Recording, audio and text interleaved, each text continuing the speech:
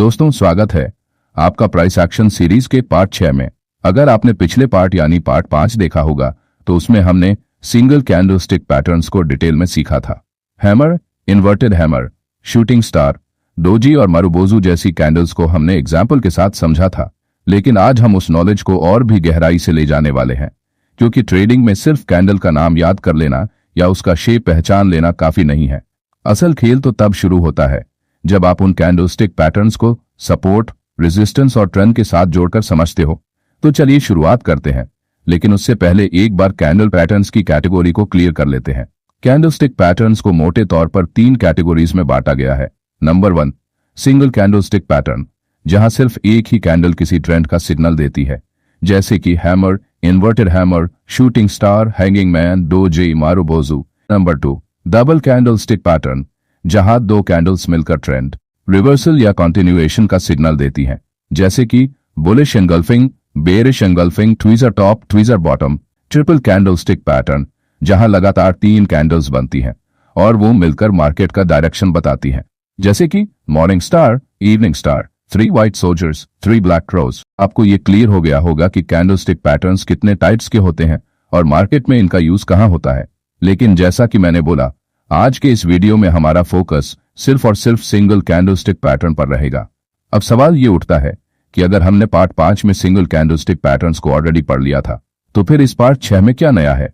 नया ये है कि पार्ट 5 में हमने सिर्फ बेसिक मीनिंग और शेप समझा था, लेकिन आज हम देखेंगे कि एक सिंगल कैंडलस्टिक पैटर्न कब काम करता है और कब फेल हो जाता है, इसे सपोर्ट और रेजिस्टेंस के साथ कैसे जोड़कर देखा जाए, और ट्रेंड के हिसाब से किस कैंडल का सिग्नल स्ट्रॉन्ग बनता है और किसका वीक।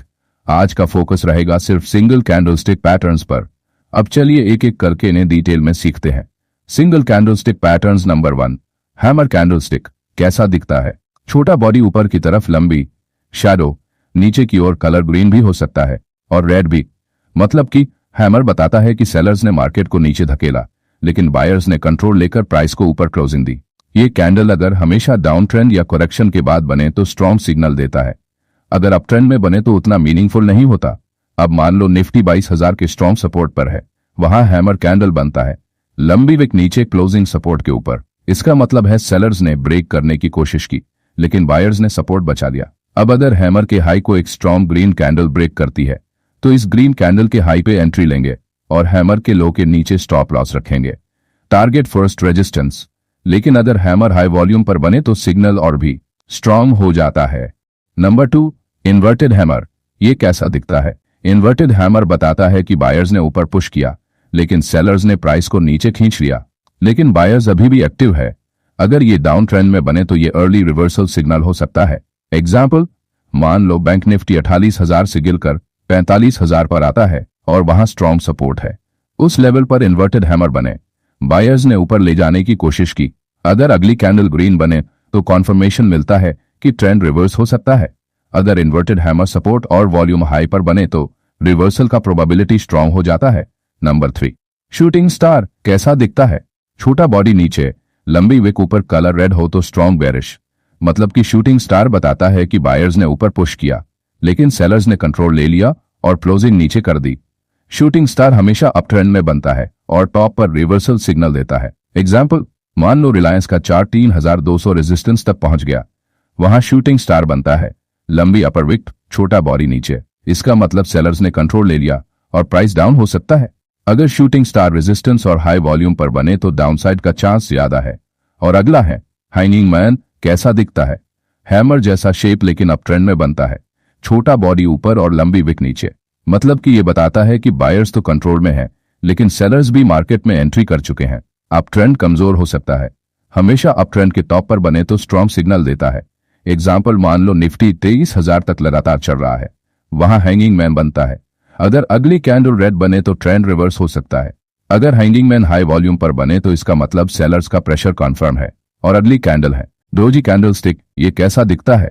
ओपन और क्लोज लगभग बराबर, लॉन्ग विक ऊपर और नीचे हो सकती है, बॉडी बहुत छोटा।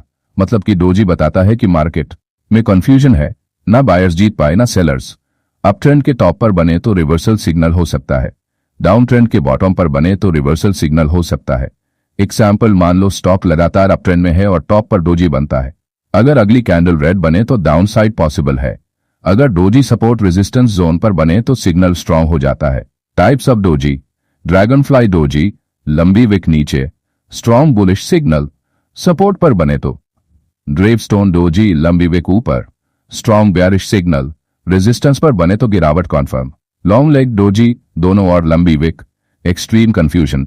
अब उस कैंडल को सीखते हैं जो सबसे स्ट्रांग कैंडल मानी जाती है, वो है मारुबोजू कैंडलस्टिक। कैसा दिखता है? इसमें सिर्फ बॉडी होता है, कोई विक नहीं।